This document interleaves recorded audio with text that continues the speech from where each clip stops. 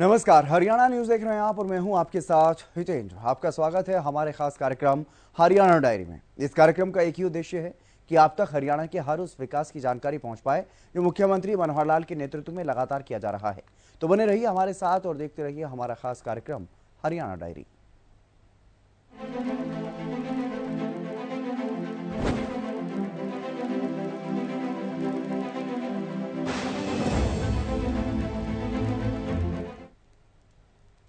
मुख्यमंत्री मनोहर लाल सीधे audio conferencing के माध्यम से अलग अलग योजनाओं के लाभार्थियों से सीधी बात करते हैं और इसी कड़ी में मुख्यमंत्री मनोहर लाल ने पशुपालन विभाग की मिनी एवं हाईटेक डेयरियों के लाभार्थियों के साथ भी विशेष चर्चा की है।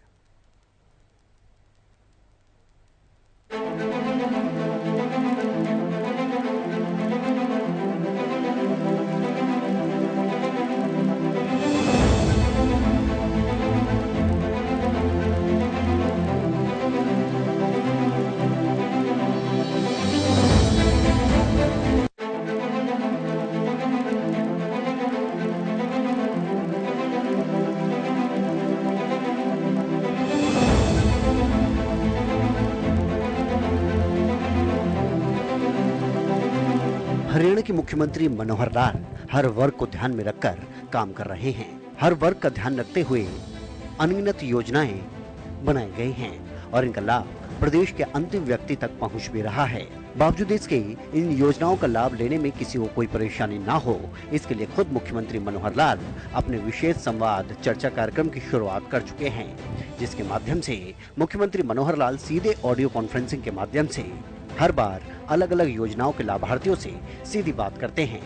इसी कड़ी में एक बार फिर मुख्यमंत्री मनोहर लाल ने पशुपालन विभाग की मिनी एवं हाईटेक डेयरियों के लाभार्थियों के साथ विशेष चर्चा की। इसके जरिए मुख्यमंत्री ने लाभार्थियों की बात को सुना और उन्हें संबोधित भी किया। साथ ही डेयरी व्यवसाय और पशुपालन की महत्वता के बारे में जानकारी दी। ग्रामीण अर्थव्यवस्था को सुदृढ़ करने के लिए और युवाओं को रोजगार के लिए हमने भी सरकार की ओर से बहुत सी योजनाएं बनाई हैं और जो डेयरीज हैं, इस डेयरी यूनिट को हाईटेक डेयरी यूनिट के ओर भी हम ले जा रहे हैं। मेरा मानना है कि जो डेयरी का किसान है वो एक प्रकार का व्यापारी किसान है, क्योंकि वो दूध का उत्पादक भी है किसान के नाते और व्यापारी के नाते से वो दूध बेचता भी है। तो इसलिए आज के इस युग में इस दूध के व्यवसाय में जुड़े लोगों को अपने परिवार को पालन करने के लिए बहुत सहयोग हो रहा है। जैसा हमारा किसान है, संयोग से भूमि जोत ये छोटी होती जा रही है और जब जोत छोटी होगी तो वैकल्पिक साधन इसकी भी आवश्यकता है।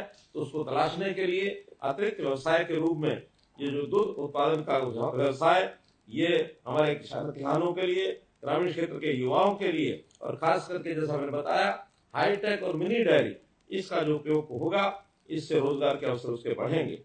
इस योजना के अंतर्गत हम 10 दुधारू पशुओं तक की मिनी डेयरी खोलने के लिए पशु की लागत का 25% सब्सिडी दी जाती है। अनुसूचित जाति के लोगों को रोजगार उपलब्ध कराने के लिए 2 या 3 पशुओं की डेयरी खोलने पर 50% तक भी हम उनको और एक प्रकार से सब्सिडी देते हैं। इसके अलावा 20 या इससे अधिक दुधारू पशुओं की हाईटेक डेयरी स्थापित करने के लिए ब्याज में छूट दी जाती है। वर्तमान सरकार के कार्यकाल में हमने अभी तक 13,244 डेयरियां ये स्थापित कराई है। जैसा हम जानते हैं कि डेयरी उद्योग खोलने के लिए जो मुख्य रूप से जिन बातों की आवश्यकता होती है उसमें उच्च कोटि के नस्ल इसके जो पशु हैं इनकी आवश्यकता रहती है। दूध यानी डेयरी इकाई स्थापित करने के लिए हमको पूंजी की भी आवश्यकता होती है। दूध की खरीद और प्रोसेसिंग की व्यवस्था समुचित हो इसकी आवश्यकता रहती है। पशु बीमार हो उसके इलाज के लिए पशु चिकित्सा की सुविधाएं और अनुसंधान ये भी आवश्यकता होती है। और इन सबसे ऊपर कभी अकस्मात कोई दुर्घटना हो जाए, हमारा पशु मानो कहीं हानि हो जाए तो उस हानि की पूर्ति के लिए बीमा योजना इसकी भी आवश्यकता होती है। हरियाणा की डेयरी इकाइयों की सफलता के लिए हमने इन सब बातों की सुविधाएं ये उपलब्ध कराई हैं। मित्रों, हमारे यहाँ भैंसों के नाते से जैसा हम देखते हैं उसकी नस्ल, मुर्रा नस्ल की जो भैंस है वो सामान्यतः अच्छी मात्रा में पाली जाती है, दूध भी अच्छा देती है, ये बहुत प्रसिद्ध है। हरियाणा नस्ल की गाय की अपनी अलग पहचान है। इसके अलावा राठी, साहिवाल और गिर गाय को भी हरियाणा में पाला जाता है। हमारी देसी नस्ल के पशुधन की खासियत है कि कई प्रतिकूल परिस्थितियों में भी ये उनका सामना कर लेती है और सुरक्षित रहती है। पशुपालन के लिए जो पूंजी की आवश्यकता होती है, तो उस पूंजी की आवश्यकता को भी पूरा करने के लिए हमने बैंकों से योजना बनाई है और इसके लिए विशेष योजना में पशुपालन किसान क्रेडिट कार्ड, इस योजना को शुरू किया है। और इस पशुपालन क्रेडिट कार्ड के अंतर्गत गाय, भैंस, भेड़, बकरी और सुअर पालन के लिए हम उनका यानी पशुपालन किसान क्रेडिट कार्ड का उपयोग करते हैं। अभी तक 1,60,000 रुपए का जो ऋण है इस कार्ड पर मिलता है बिना किसी कोलेटरल सिक्योरिटी के, और पर्याप्त मात्रा में किसानों को इसका लाभ हुआ है। 1,54,000 पशुधन किसान क्रेडिट कार्ड बैंकों द्वारा स्वीकृत किए गए हैं और इसके लिए लगातार इस क्रम को आगे बढ़ाने के लिए भी हम सबसे अपील करते हैं, बैंकों से ऋण की सुविधा मिले इसकी भी बातचीत हम करते हैं ताकि किसी को ऋण लेने में कोई दिक्कत ना आए। मित्रों, भाई बहनों, हम जानते हैं कि इसकी हमारे दूध के उत्पादों की बिक्री के लिए यानी एक प्रकार से सहकारी आंदोलन, इसकी भी बहुत बड़ी भूमिका है। अपने यहाँ जैसे वीटा का उदाहरण लेते हैं तो वीटा इसके प्रोडक्ट सहकारी आंदोलन में से ही निकल करके आगे बढ़े हैं। अगर हम बड़ा उदाहरण लेते हैं तो अमूल जैसा एक जो ब्रांड है, ये देश और दुनिया में कितना तेज गति से फैला है, तो इस अमूल के ब्रांड का उदाहरण जो हमारे सामने है, ये भी एक सफल प्रयोग है। हरियाणा सहकारी विभाग ने एक योजना बनाई है सांझी डेयरी। सांझी डेयरी का अर्थ है कि बहुत से ऐसे पशुपालन का व्यवसाय करना चाहते हैं लेकिन घर में उनके पास जगह नहीं होती है पशु पालने की, तो ऐसे गांव-गांव में हम इस प्रकार के जैसे गुजरात में पशु हॉस्टल बनाए गए हैं, ऐसे हम साझा डेयरी का उपयोग करेंगे ताकि किसान एक ही स्थान पर, जो हमारे पशुपालक हैं, एक ही स्थान पर जो कॉमन जगह होगी सरकार द्वारा उपलब्ध कराई जाएगी, उसमें कोऑपरेटिव तरीके से उसका उपयोग करेंगे और अपना व्यवसाय जो है चला पाएंगे। हमारी सरकारी दूध समितियां, इनका भी जाल बिछा है, जो गांव-गांव में जाकर के दूध खरीद करते हैं। 3300 के लगभग सरकारी दूध समितियां प्रदेश में हैं, जो दूध की प्रोसेसिंग के लिए 6 मिल्क प्लांट के लिए दूध प्रोसेसिंग की क्षमता जिसकी 9 लाख लीटर है, इतना दूध प्राप्त करते हैं। हम लोगों ने जो दूध उत्पादक हैं उनके देखा है कि उनके लिए बाजार बहुत बड़ा बाजार, दिल्ली का बाजार भी उपलब्ध है। हजारों की संख्या में प्रतिदिन लोग जो है दूध लेकर दिल्ली की मार्केट में जाते हैं और वहां बेच करके आते हैं। ये दूध उत्पादन अधिक कैसे बढ़े, इसके लिए हमने विशेष प्रोत्साहन योजना बनाई है। सरकारी दूध समितियों का जो दूध उत्पादक हैं उनको 5 रुपया प्रति लीटर ये प्रोत्साहन राशि भी दी जाती है और इसका बहुत लाभ हमारे दूध उत्पादकों को होता है। दूध उत्पादक के परिवारों की खुशहाली, इसका भी ध्यान रखते हैं। उनके बच्चों के लिए शिक्षा के अंदर जो 8वीं, 10वीं और 12वीं कक्षा में पढ़ते हैं और अच्छे अंक प्राप्त करते हैं, उनको मासिक छात्रवृत्ति 8-10वीं के बालकों के लिए 2100 रुपया और 12वीं के बालकों के लिए 5100 रुपए की छात्रवृत्ति ये दी जाती है। इस योजना के अंतर्गत 5140 दूध उत्पादकों के बच्चों को 1,86,00,000 रुपए की छात्रवृत्ति ये अभी तक दी जा चुकी है। हम सब ये भी जानते हैं कि दूधारू पशु, इसकी जो कीमत है ये बहुत अधिक होती है, लेकिन अकस्मात किसी दुर्घटना के कारण से यदि किसी पशु की मृत्यु हो जाए तो उसका नुकसान होता है।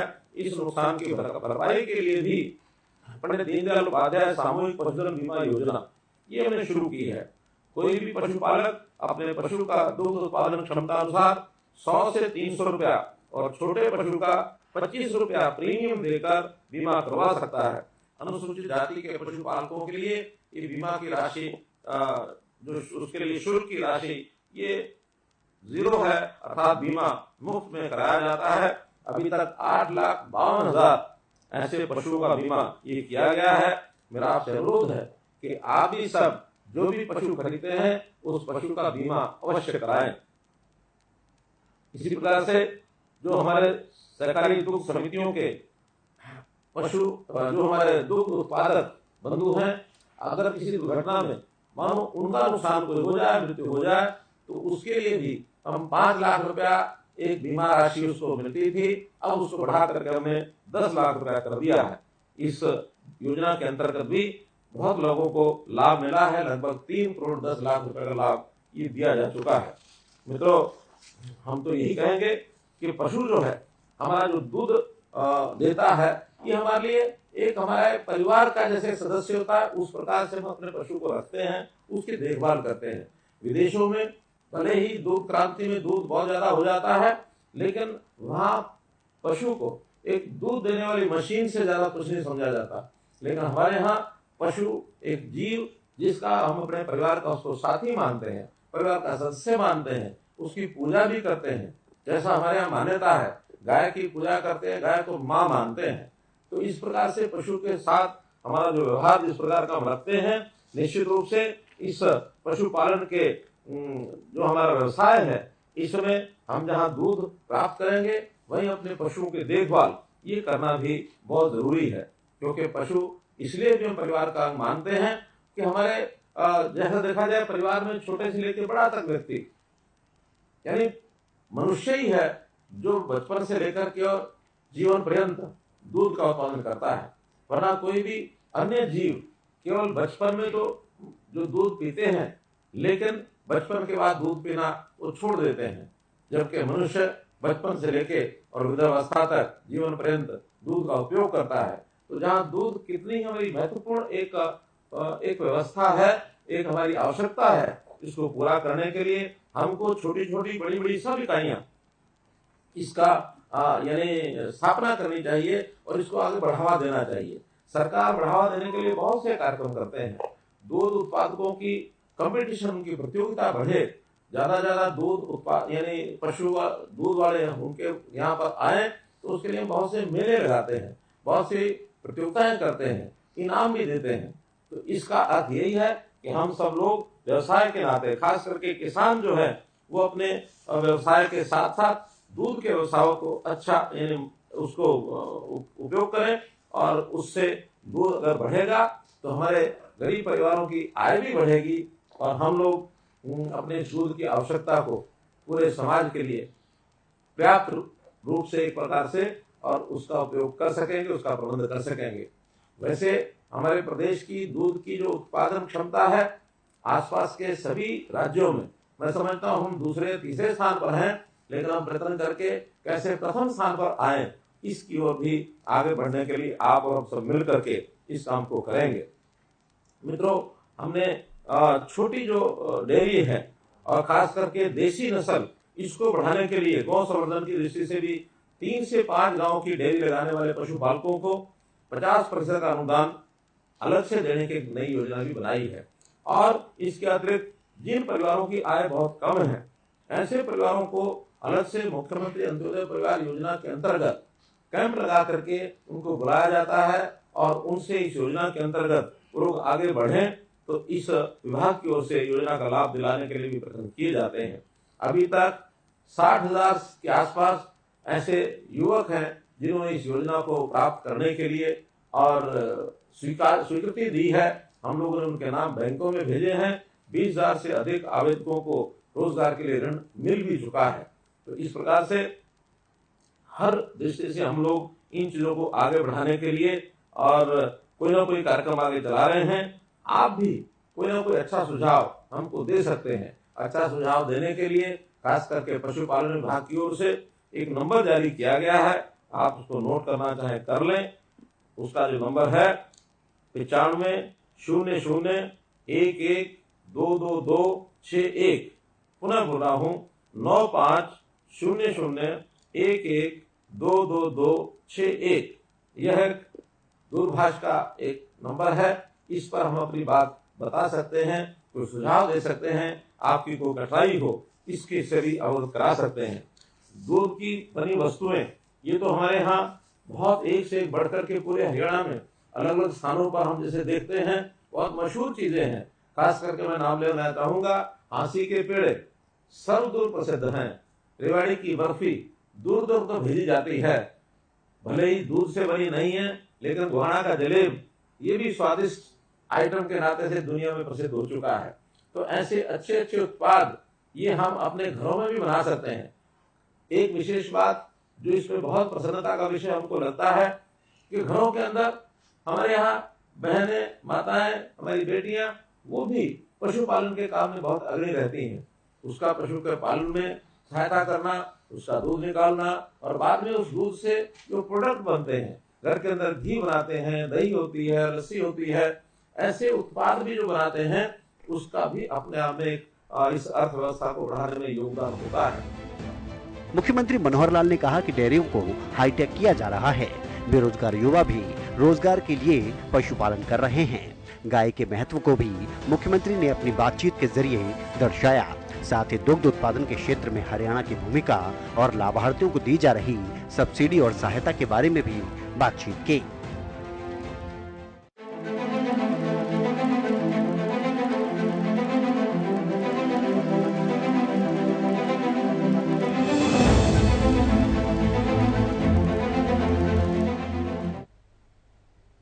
हरियाणा के किसानों को फसल के पंजीकरण और खेती से संबंधित पूरा ब्यौरा एक जगह पर प्राप्त करने की सुविधा प्रदान करने के लिए हरियाणा सरकार की तरफ से मेरी फसल मेरा ब्यौरा पोर्टल की शुरुआत की गई थी और इस पोर्टल के जरिए किसानों को उनकी फसलों के न्यूनतम समर्थन मूल्य पर बेचने की सुविधा, सरकारी योजनाओं की जानकारी, अनुदान और सब्सिडी का लाभ और फसल नुकसान मुआवजा भी दिया जाता है। इसी योजना में एक और कदम आगे बढ़ाते हुए मुख्यमंत्री मनोहर लाल ने अब मोबाइल एप्लीकेशन की भी शुरुआत की है।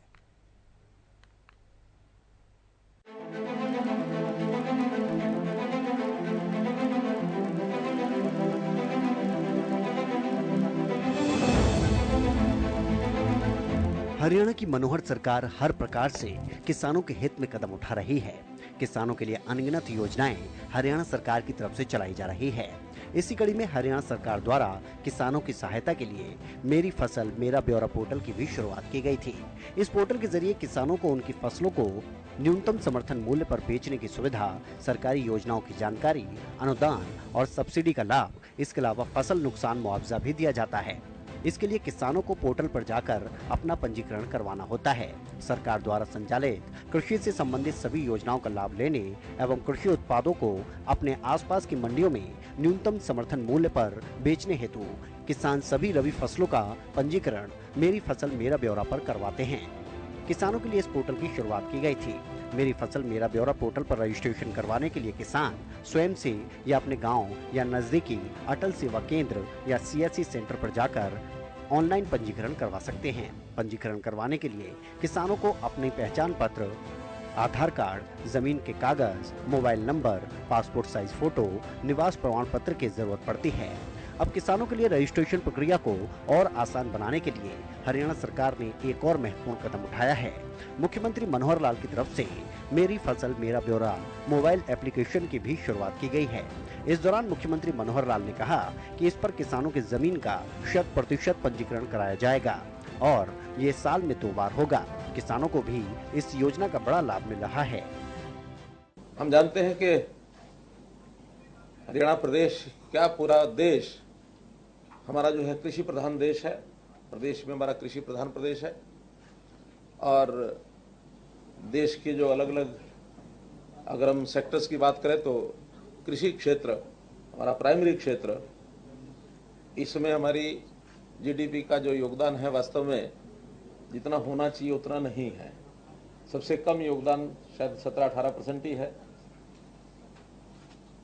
हमारे जो इंडस्ट्री सेक्टर है, मैन्युफैक्चरिंग, वो 28-30% है। सर्विसेज ये हमारा लगभग 50% से ऊपर है, 52-55% है। हम कृषि क्षेत्र को आगे कैसे बढ़ाएं, इसकी चिंता देश के प्रधानमंत्री भी कर रहे हैं। केवल इनकम करने के नाते से बहुत से सुधार केंद्र सरकार की ओर से भी हो रहे हैं और हम प्रदेश में भी जो नए नए आयाम हैं उनके ऊपर एक एक करके हम काम कर रहे हैं।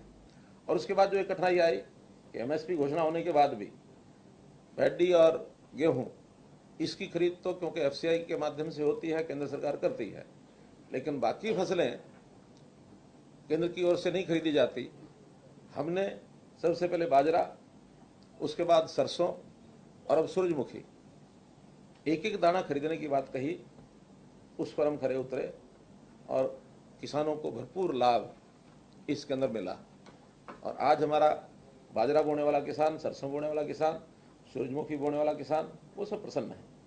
तो उस नाते से इस भले ही उसमें बाजार रेट कम भी रहते होंगे, लेकिन उसके जो नुकसान हुए हैं वो प्रदेश सरकार ने अपने जिम्मे लिए हैं और इस काम को मैंने पूरा किया है। जुलाई 2019 में मुख्यमंत्री मनोहर लाल ने इस योजना को लेकर पोर्टल की शुरुआत की थी। इसका बड़ा लाभ किसानों को मिल रहा है। अब किसानों को अपनी फसल की उचित कीमत पर ना बिकने की चिंता नहीं सताती। खुद किसान इस पोर्टल और अब मोबाइल एप्लीकेशन लॉन्च होने से काफी खुश नजर आ रहे हैं। पहले जब ये पोर्टल नहीं था तो काफी प्रकार की समस्याओं का सामना किसानों को करना पड़ता था। समस्या क्या थी? किसान अपनी फसल लेके मंडी तक जाता था, वहां जाके पता चलता था आड़ती ने कह दिया आज तेरी फसल नहीं बिकेगी। लेकिन अब जब से ये योजना लागू हुई है, सिर्फ एक बार किसान को थोड़ा सा समस्या का सामना ये करना पड़ता है, उसे ऑनलाइन करानी पड़ती है। जागरूकता की थोड़ी सी कमी है जो अब लगभग दूर होती जा रही है। और लेकिन इसके पश्चात जब मैसेज आ जाता है, उसमें एक समय और दिन निश्चित कर दिया जाता है कि इस दिन आपकी फसल मंडी में खरीदी जाएगी। सरकार ने जो ये स्कीम चलाई है मेरी फसल मेरा ब्यौरा, इससे हम लोग किसानों के लिए बहुत फायदेमंद है। इसमें हम अपना रिकॉर्ड कभी भी और कहीं पर भी देख सकते हैं। और दूसरा यह है कि इससे जो हमारी फसल का रेट है वो डायरेक्ट हमारे पास आ रहा है। बहुत फायदेमंद है ये स्कीम। मेरी फसल मेरा ब्यौरा हरियाणा सरकार का किसानों से संबंधित पोर्टल है, जिसमें किसान भाई अपनी जो बोई गई फसलें हैं उसका पंजीकरण करवा सकते हैं। और किसान भाइयों से अपील भी है कि अपनी जो भी बिजाई कर रखी है उन्होंने उसकी रजिस्ट्रेशन अवश्य करवाएं, चाहे खाली ज़मीन हो तो भी रजिस्ट्रेशन ज़रूर करवाएं। दूसरी बात, जब भी रजिस्ट्रेशन करवाएं तो अपना पूरा एड्रेस और बैंक अकाउंट चेक कर लें तथा बैंक का नाम और IFSC कोड अच्छी तरह से उसमें भरें, ताकि कोई भविष्य में उनके उसमें दिक्कत न आए। क्योंकि पहले ऐसा हुआ है कि कभी कभी वो जो बैंक अकाउंट नंबर है उसमें गलती रह जाती है, IFSC कोड में गलती रह जाती है। तो ये ज़रूर ध्यान करें कि पंजीकरण करवाते समय विशेष ध्यान करें कि अपना bank account, IFSC code, bank का नाम और मुश्तिल नंबर, किला नंबर अच्छी तरह से उसमें भरें और पंजीकरण करवाएं। हमारा जो पोर्टल है वो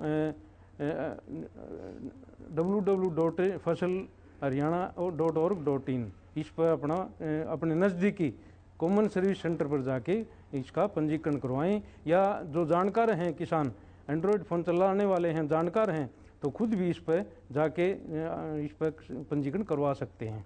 और ये बहुत ज़रूरी है क्योंकि विभागीय जो भी स्कीमें हैं तो मेरी फसल मेरा ब्यौरा से ही किसानों को लाभान्वित करेंगी। ये फिर मैं अपील करता हूं किसान भाइयों से कि अपनी फसलों का ब्यौरा रजिस्टर करवा लें। हरियाणा सरकार द्वारा प्रदेश के किसानों को कृषि में प्रोत्साहन देने के लिए कई तरह के प्रयास किए जाते हैं, जिससे किसानों की आय में वृद्धि हो सकेगी और उनकी आर्थिक स्थिति को बेहतर किया जा सकेगा। ऐसे ही एक सुविधा के माध्यम से हरियाणा के किसानों को फसल के पंजीकरण और खेती से संबंधित पूरा ब्यौरा एक जगह प्राप्त करने की सुविधा प्रदान करने के लिए हरियाणा के मुख्यमंत्री मनोहर लाल द्वारा मेरी फसल मेरा ब्यौरा योजना की शुरुआत की गई थी, जिसका पूरा लाभ किसानों को मिल रहा है। मुख्यमंत्री मनोहर लाल के कुशल नेतृत्व में हरियाणा प्रदेश लगातार विकास की ओर अग्रसर है और ऐसे में हरियाणा का हर वर्ग सरकार के कार्यों से भी काफी संतुष्ट नजर आ रहा है, क्योंकि हरियाणा सरकार का एक ही मकसद है कि प्रदेश के अंतिम व्यक्ति का विकास किया जा सके। फिलहाल हमारे खास कार्यक्रम हरियाणा डायरी में आज के लिए बस इतना ही। नमस्कार।